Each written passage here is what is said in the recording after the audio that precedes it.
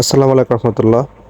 ফোল্ডিংয়ের মাথায় আমাদের যে 10 কেবি ভোল্টেজ ডিটেক্টরটা আছে সেটা অ্যাডজাস্টিংয়ের বিষয়ে আপনাদেরকে দেখাবো।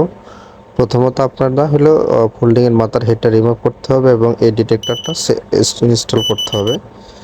তো আমরা এটা আপনাদেরকে একটু ধাপে ধাপে দেখানোর চেষ্টা করব। যদি এটার বডিতে 10 কেবি লেখা, তবে এটা 11 কেবির সিঙ্গেল বাই সিঙ্গেল ফেজ অর্থাৎ 6.35, যেটা ক্যালকুলেট করে অনেক ক্ষেত্রে বলা হয়, আপনারা ওই লাইনটাকে ডিটেক্ট করতে পারবেন। তো এই যে দেখতে পাচ্ছেন, আমরা জিনিসটাকে খুব সুন্দরভাবে ফোল্ডিং হটস্টিকের মাথায় অ্যাডজাস্টিং করে ফেলছি।